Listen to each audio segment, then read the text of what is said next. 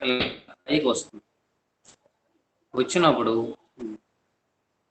దీని ఏర్పాటు విధానాన్ని మీకు ఆల్రెడీ చెప్పడం జరిగింది. ఇక్కడ బేసిన్కి మరియు సముద్రానికి మళ్ళా అప్పర్ బేసిన్ గాను లోయర్ బేసిన్ గాను మళ్ళీ 2 భాగాలుగా విడగొట్టడం జరిగింది. అప్పర్ బేసిన్ అనేది పైప్ అనేది క్రింద భాగం.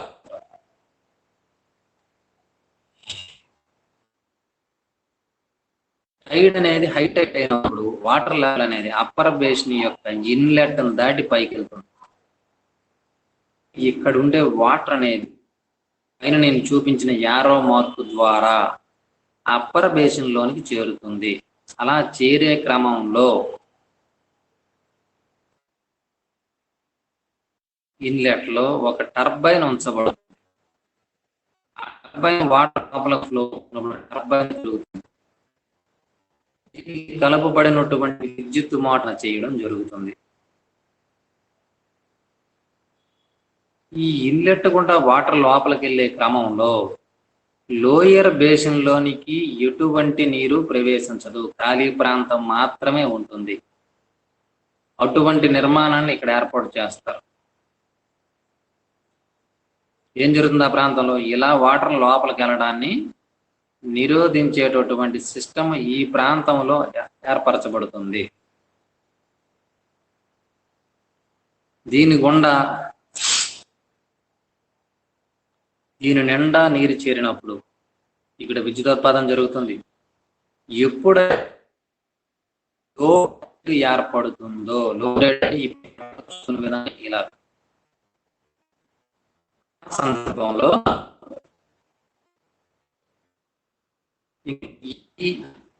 దీన్ని చూపిస్తాను మీకు నేను. ఇలా ఈ ప్రాంతంలో ఎందుకంటే లో టైడ్ ఉంది, హై టైడ్ లేదు.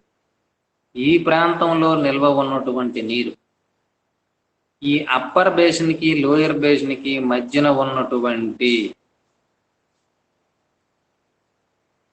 మార్గం ద్వారా లోయర్ బేసిన్ లోకి నీరు వచ్చేస్తుంది.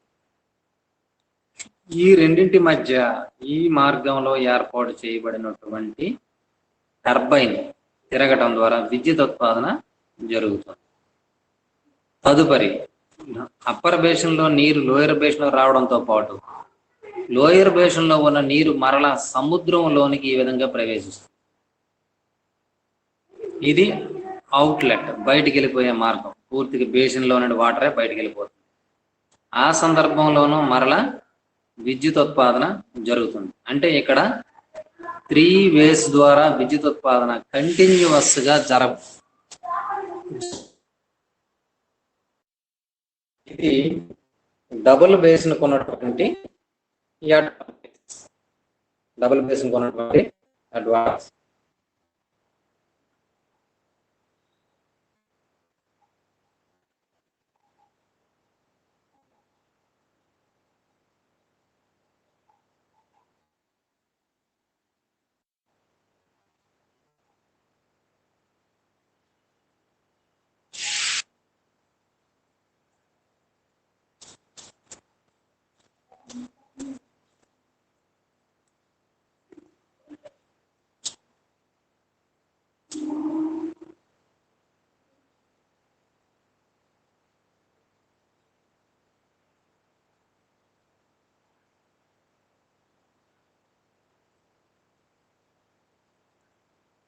తదుపరి మనం వేవ్ ఎనర్జీ గురించి చూద్దాం. వేవ్ ఎనర్జీ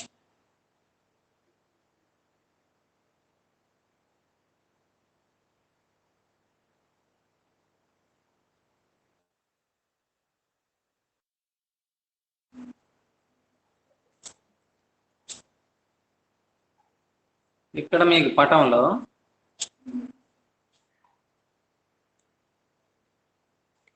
వేవ్ ఎనర్జీని ఎలా ప్రొడ్యూస్ చేస్తారనడానికి ఒక డయాగ్రామ్ చూపించడం జరిగింది.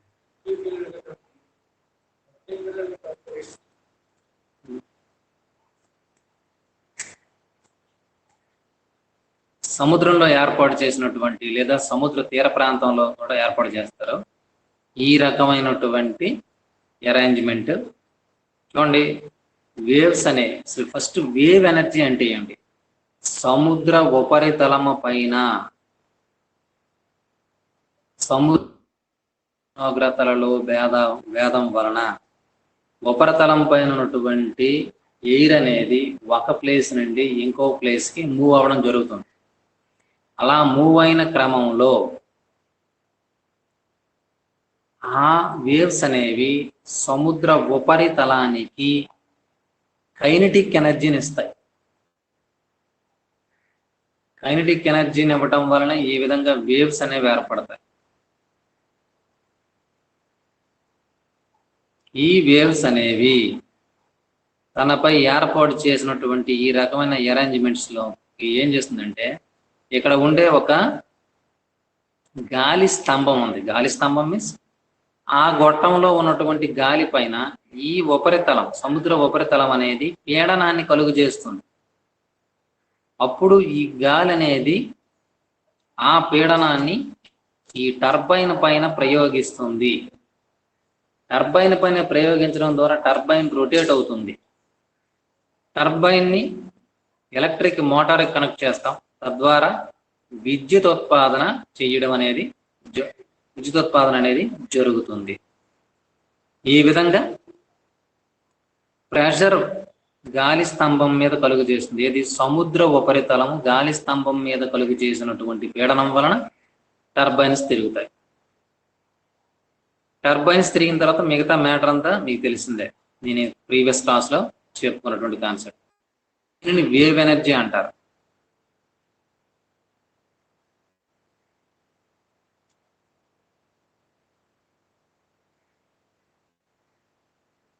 తదుపరి ఓషియన్ థర్మల్ ఎనర్జీ, సముద్ర ఉష్ణ శక్తి. సముద్ర ఉష్ణ శక్తి అంటే ఏంటి?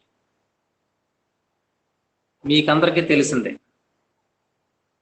సముద్రం యొక్క ఉపరితలం నుండి దాని అంతర్భాగం వరకు, సర్ఫేస్ నుండి దాని గ్రౌండ్ వరకు టెంపరేచర్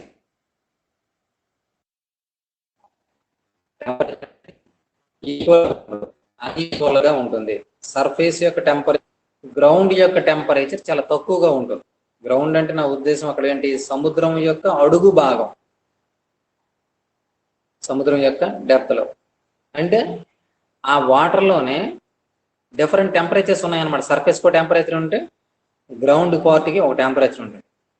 ఆ టెంపరేచర్ డిఫరెన్స్ మినిమం 5 degrees ఉంటుందంట. Minimum 5 degrees.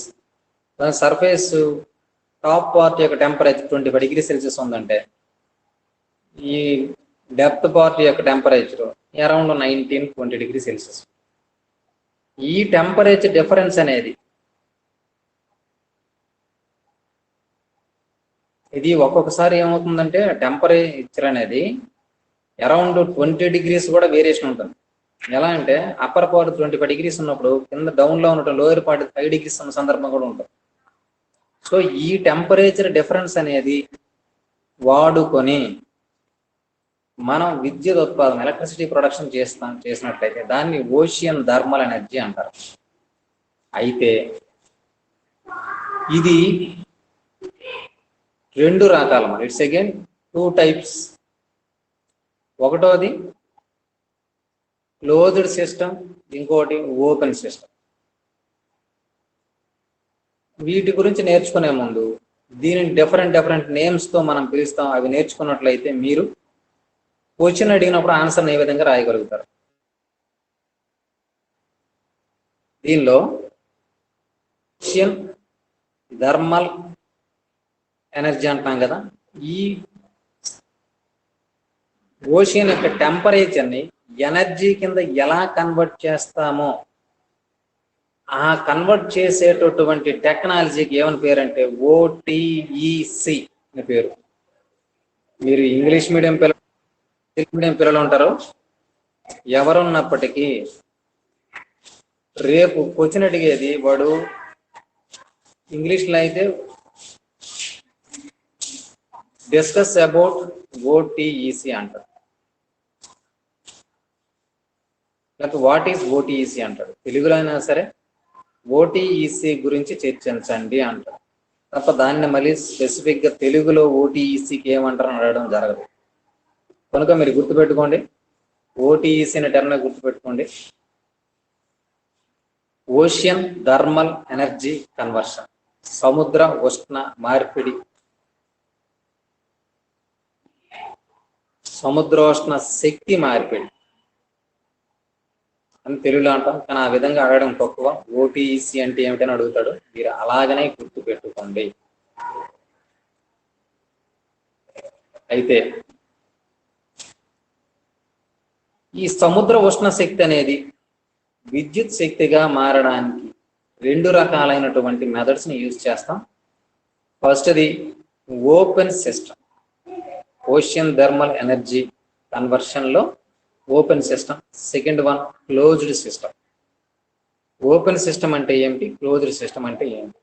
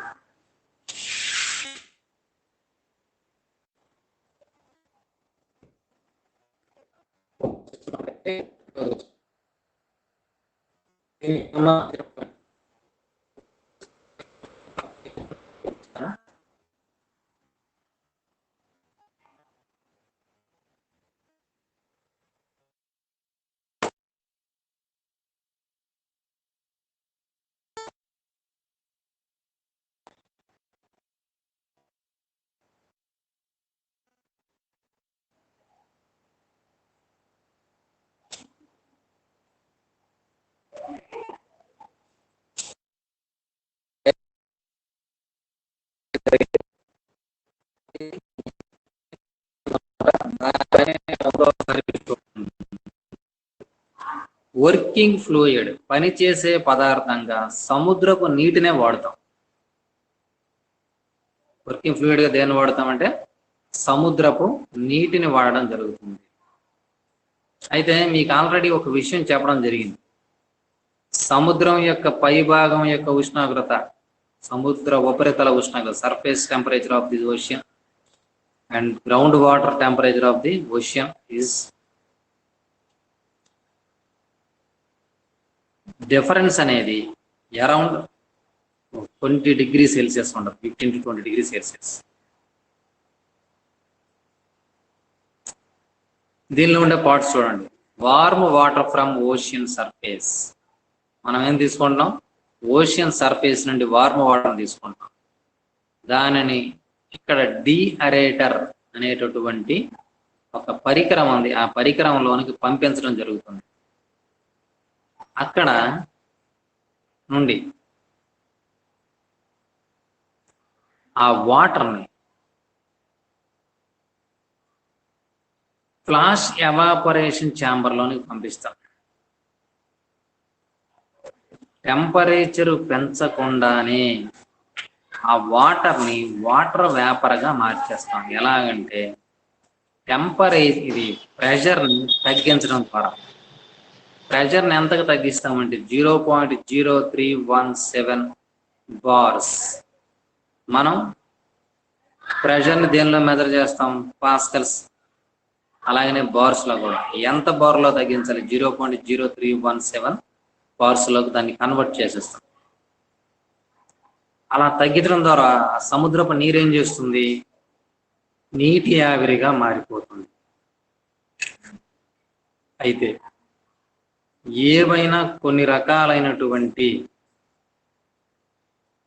మలినాలు కలిగిన నీరైతే కండెన్స్ కావాలి. అటువంటి కండెన్స్ కాని గ్యాసెస్ని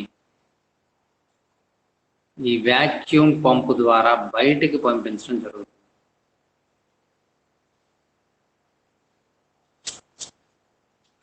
ఇక్కడకు చేరినటువంటి వాటర్ వేపర్ అనేది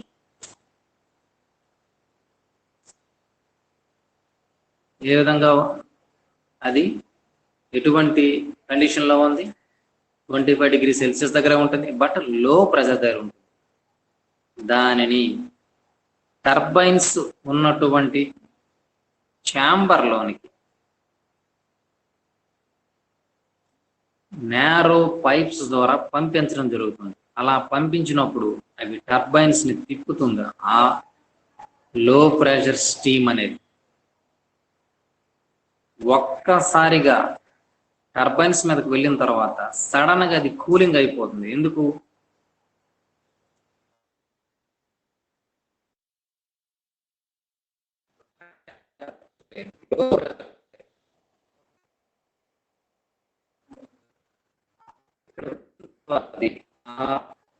లో ప్రెషర్ స్టీమ్ అనేది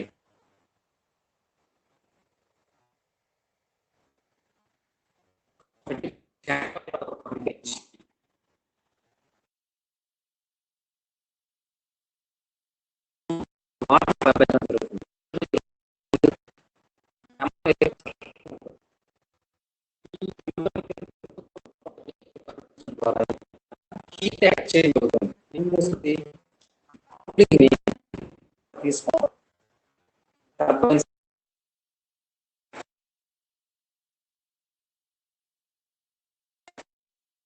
కండెన్స్ అయిపోతుంది. అలా కండెన్స్ అయినటువంటి నీరు అనేది సముద్రంలో, అయితే మనం టర్బైన్స్ మీదకి ఆ స్టీమ్ పంపించామని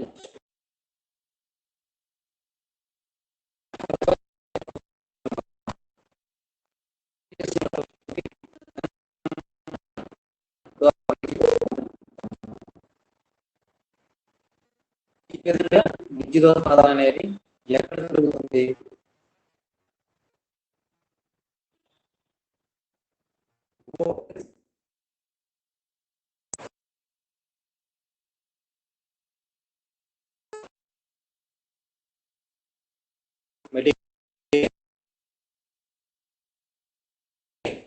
ఎవాపరేషన్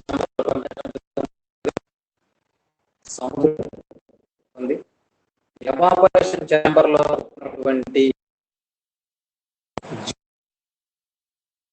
0317 అవర్స్ వద్ద చేస్తారట.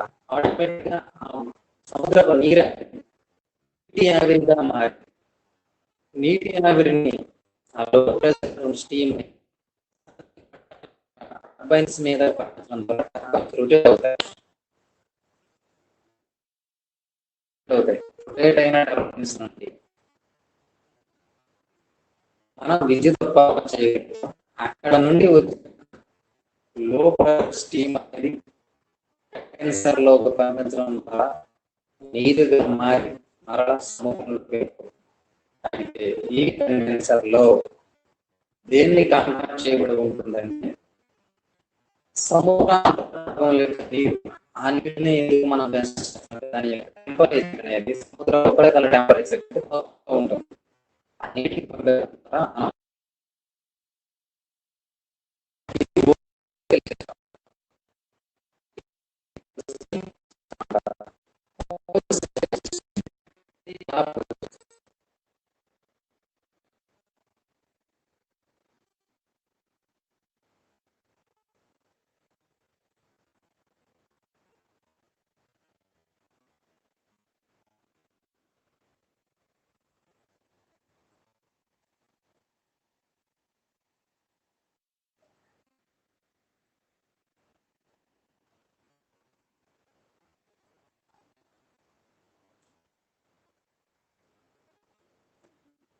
ఇది క్లోజ్డ్ సైకిల్ సిస్టమ్ సంబంధించినటువంటి అరేంజ్మెంట్. చేసే పదార్థంగా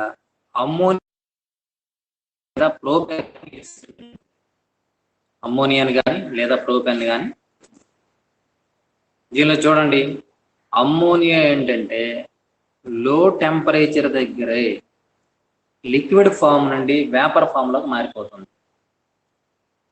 లిక్విడ్ ఫామ్ లోని వేపర్ ఫామ్ లోనికి మారి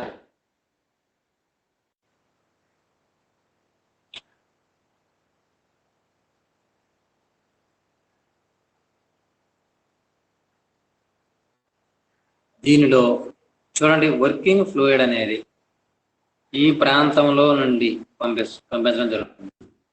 పంపించి ఇక్కడ ఎవాపరేషన్ ఛాంబర్ ఆర్ బాయిలర్ అని ఉంది, ఆ బాయిలర్ లోనికి మనం పంపిస్తాం. అయితే ఈ బాయిలర్ లో ఆ హీట్ని ఎలా పెంచుతామంటే, ఈ అమ్మోనియా అనేది బాయిల్ కావడానికి, దట్ మీన్స్ వేపర్ ఫామ్ రావడానికి ఎక్కువ టెంపరేచర్ అవసరం లేదు. దానికోసంకి సముద్ర ఉపరితల ఉష్ణోగ్రత, ఇక్కడ చూడండి వార్మ్ వాటర్ ఓషన్ అని ఉంది, వేడి నీటిని పంపు చేయడం జరుగుతుంది. దేనిలోనికి? బాయిలర్లోనికి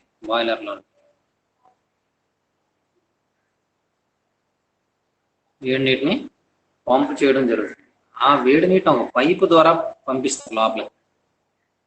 ఇక్కడ ఏం జరుగుతుంది? వేడి నీటి నుండి ఉష్ణాన్ని తీసుకొని పనిచేసే పదార్థం వర్కింగ్ ఫ్లూయిడ్ అనేది వేపర్గా మారిపోతుంది. వేపర్గా మారి టర్బైన్స్ ఉన్నటువంటి ఛాంబర్లోనికి ప్రవేశించి అక్కడ టర్బైన్స్ని తిప్పుతుంది. తద్వారా విద్యుత్ ఉత్పాదన చేయడం జరుగుతుంది. కాకపోతే ఇక్కడ మీరు ఒక విషయం గుర్తుపెట్టుకోవాలి. టర్బైన్స్ తిరుగుతుంది, విద్యుత్ ఉత్పాదన జరుగుతుందని చెప్పాం మనం.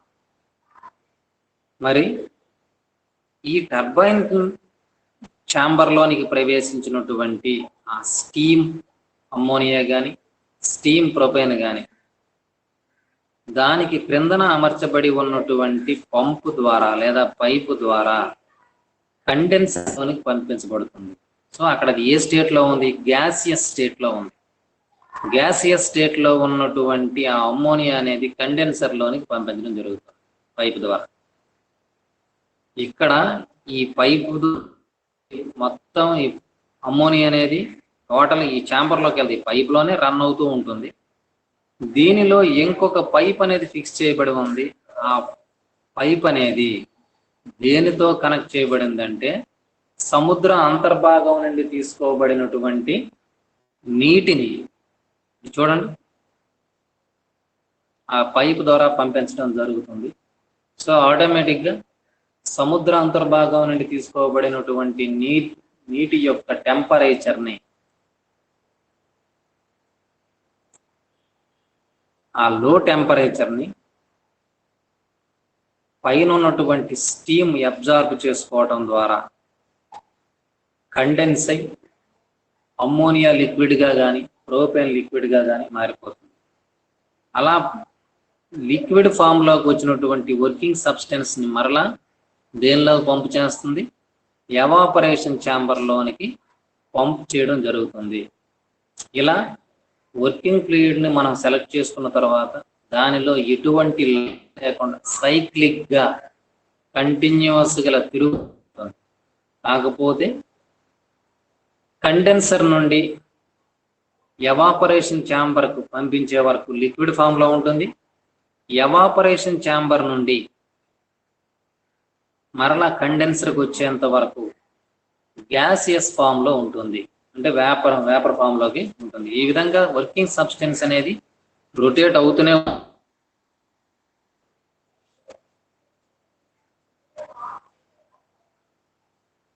అయితే ఇక్కడ మనం అమ్మోనియాను కానీ ప్రోపేన్ కానీ ఏదైనా లో బాయిలింగ్ పాయింట్ కలిగినటువంటి సబ్స్టెన్స్ ని మాత్రమే వర్కింగ్ సబ్స్టెన్స్ గా తీసుకోవడం జరుగుతుంది. This is about ocean the conversion. సముద్ర శక్తి మార్పిడి సూత్రం అన్నమాట.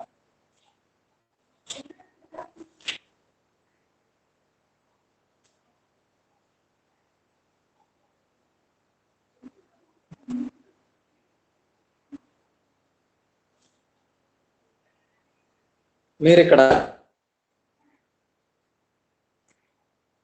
సముద్రోష్ణ శక్తి గురించి ఏ రూపాలలో మనం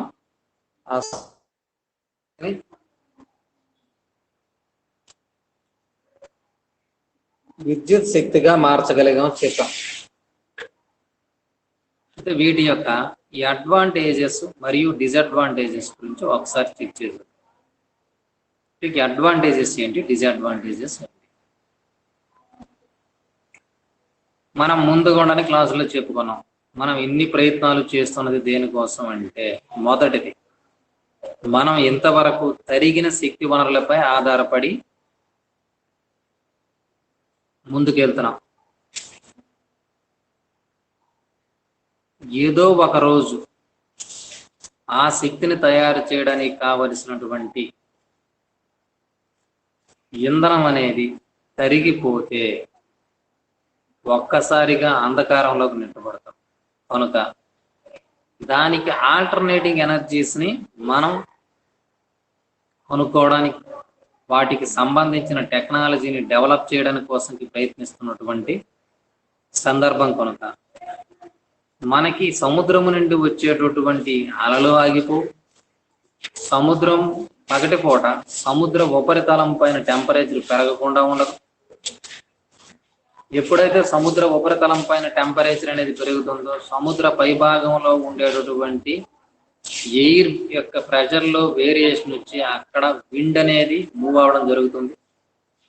సో విండ్ మూవ్ అయిందంటే ఆ మూవ్ అయినటువంటి విండ్, ఎటువంటి విండ్ ఇది? సముద్ర ఉపరితలం పైన మూవ్ అవుతున్నటువంటి విండ్ అనేది వేవ్ ఎనర్జీని కలుగు చేస్తుంది. అయితే ఇక్కడ మనం గుర్తుపెట్టుకోవాల్సింది, ఈ శక్తి వనరులు, ఈ శక్తులు ఎప్పుడు తగ్గిపోవు. సో ఇది రెన్యూవబుల్ ఎనర్జీ సోర్సెస్, పునరుత్పాదక శక్తి వనరులు ఈ మూడు. ఇది ఫస్ట్ పాయింట్. మీరు మూడింటి గురించి ఏది అడిగినా మొదట రాయదగినటువంటి శక్తి. మరి ఇది నవీన శక్తి వనరులు అని కూడా రాయొచ్చు. రెండవది, ఇవన్నీ కూడా పొల్యూషన్ ఫ్రీ. పొల్యూషన్ అంటే ఇక్కడ ప్రత్యేకించి గాలి సంబంధమైనటువంటి పొల్యూషన్ ఇవి కలుగు చేయవు. అలాగే నీటి సంబంధమైన పొల్యూషన్ కానీ లేదా ఘన సంబంధం, భూమి సంబంధమైన పొల్యూషన్ కూడా కలుగు చెయ్యవు. మనం ఏవైతే ట్రెడిషనల్ ఎనర్జీ సోర్సెస్ అయినటువంటి non renewable energy sources like hydel power, nuclear power, thermal power, వీటి వలన ఏం జరుగుతుంది? హైడ్రల్ పవర్ వలన గాలి కాలుష్యం, నీటి కాలుష్యం ఉండదేమో, కానీ థర్మల్ పవర్ మరియు న్యూక్లియర్ పవర్ వలన ఎయిర్,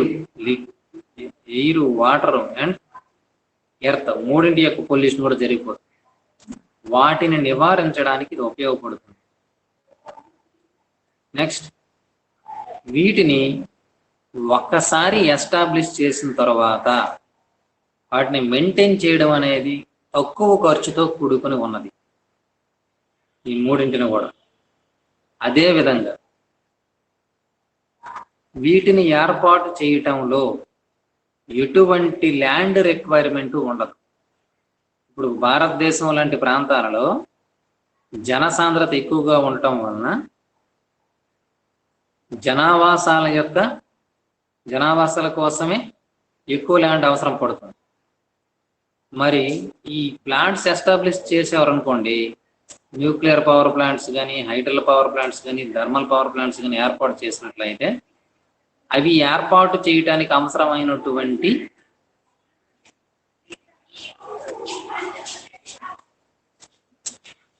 ప్రదేశము లేదా ప్రాంతం ఎక్కువగా అవసరం పడుతుంది. అక్కడ ఉండే మనుషులను ఖాళీ చేయాల్సిన అవసరం పడుతుంది.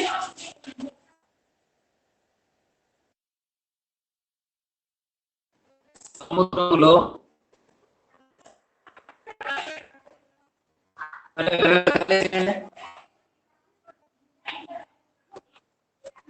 రైట్, ఇక్కడ ఖాళీ చేయండి మీరు.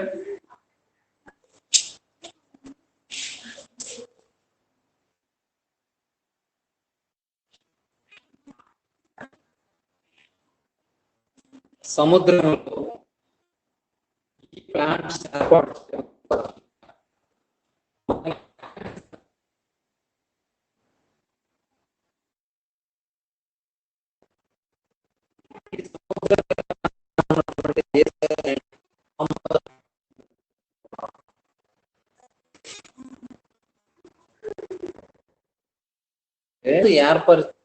ఈ ప్లాంట్స్ ఏర్పరిచినప్పుడు వర్కింగ్ ఫ్లూయిడ్స్ ఏవైతే లేదా ఎంత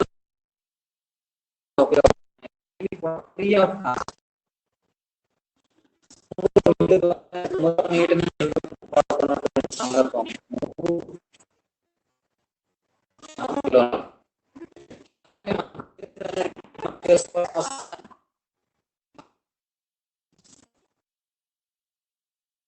ఇప్పుడు ఉదాహరణ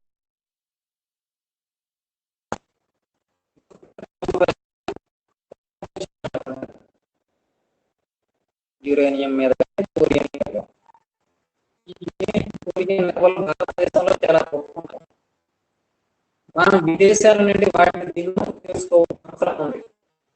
విదేశాల నుండి తీసుకోవడంలో అక్కడ సమస్యలు వాళ్ళు చెప్పినట్టుగా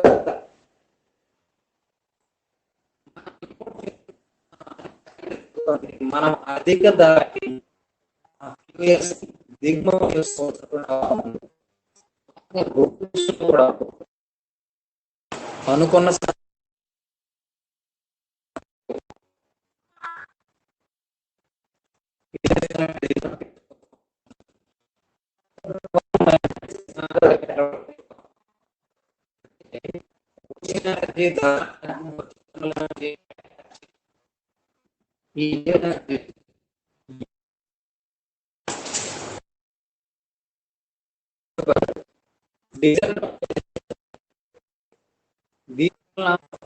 డిసడ్వాంటేజ్ ఏంటంటే పవర్ వలన కానీ ఓషన్ థర్మల్ పవర్ వలన కానీ లేదా వేవ్ ఎనర్జీ వలన కానీ ఈ మూడింటి ద్వారా దేని ద్వారా కంటిన్యూస్ గా ఎనర్జీని మనం ప్రొడ్యూస్ చేయలేము. ఒక్క వేవ్ ఎనర్జీ ద్వారా కంటిన్యూస్ గా ఈ ఎనర్జీని ప్రొడ్యూస్ చేయగలం. కాకపోతే అక్కడ కూడా మనం ఉత్పత్తి చేసేటువంటి శక్తి అనేది చాలా చాలా తక్కువ ఉంటుంది. రెండవది వీటిని హైబ్రిడ్ సిస్టంలో భాగంగా ఉపయోగించగలమే తప్ప ప్రధానటువంటి కేంద్రాలుగా చూడాలి. పవర్ ప్లాంట్ యొక్క శక్తి తగ్గుతున్నప్పుడు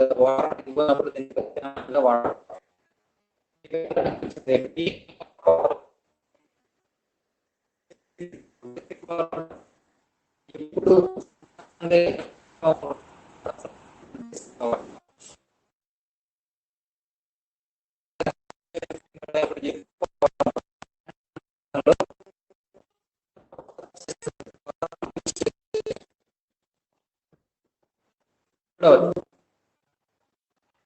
దీనిలో అత్యధికంగా ఎస్టాబ్లిష్మెంట్ ఖర్చు ఎక్కువ అవుతుంది.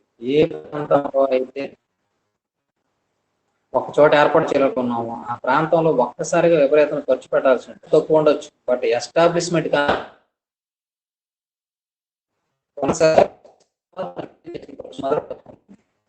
తర్వాత సముద్రము నీటి నుండి వచ్చే సముద్రం పై నుండి వచ్చేటటువంటి ఆ సాల్ట్ ఎయిర్స్ వలన ఈ ఎస్టాబ్లిష్డ్ డివైజెస్ అనేవి వేగంగా త్రుప్పు పట్టడం, రస్ట్ పట్టడం జరిగేటువంటి సమస్య. నెక్స్ట్ వీటిని ఏర్పాటు చేయడం ద్వారా ఆ ప్రాంతంలో జలచరాలకి ఇబ్బంది కలుగుతుంది. ఆ జలచరాల మీద ఆధారపడే నియరెస్ట్ విలేజెస్, విలేజెస్ ఏమున్నాయో వాళ్ళు కూడా వాళ్ళకి సమస్యగా పరిణమిస్తుంది. తర్వాత ఓషన్ ఎనర్జీ అనేది ఎవరికి ఉపయోగం? ఏ దేశాలైతే ఓషన్తో surround చేయబడతాయో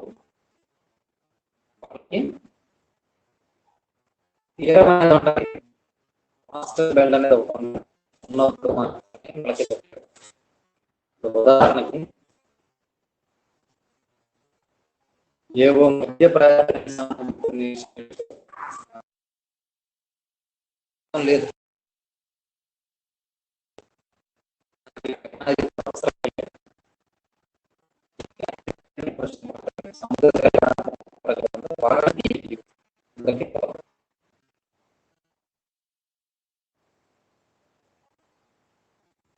So, thank you for coming to the class. Thank you.